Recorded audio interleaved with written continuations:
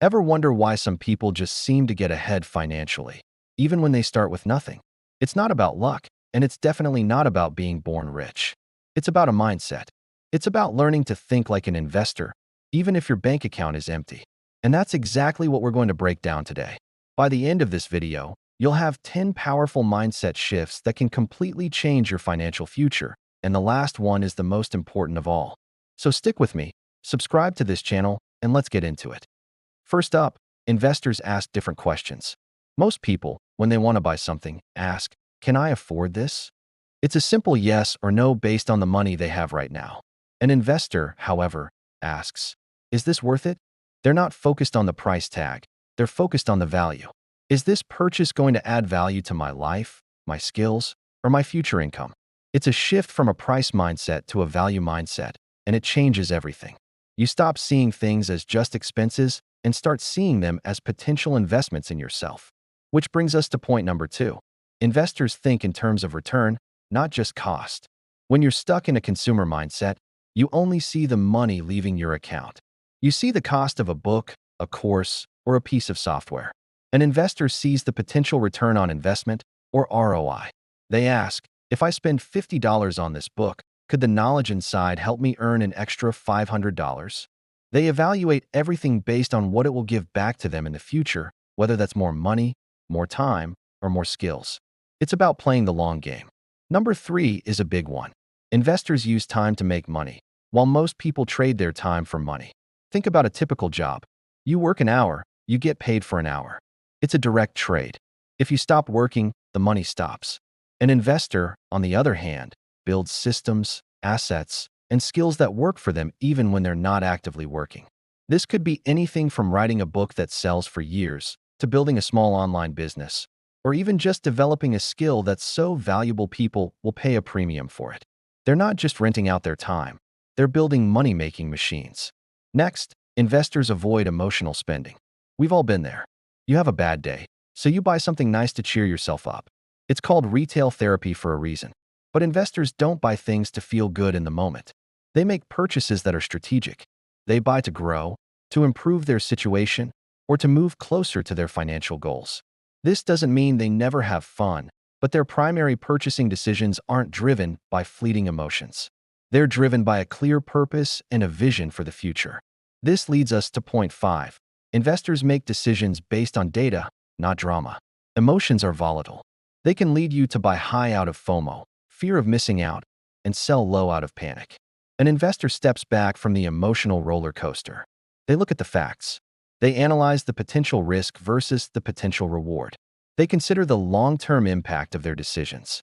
They use logic and reason as their guide, not gut feelings or what everyone else is doing. It's about being a financial scientist, not a financial gambler.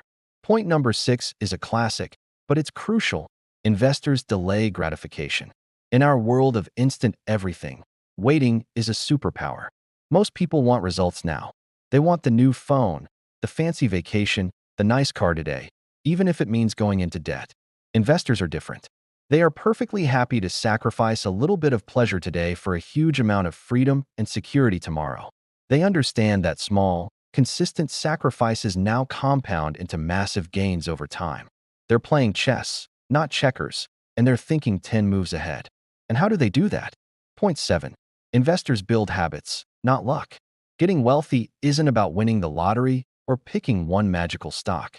It's the result of small, consistent, daily habits stacked on top of each other over years. It's the habit of automatically saving a portion of every paycheck. It's the habit of spending an hour each day learning a new skill.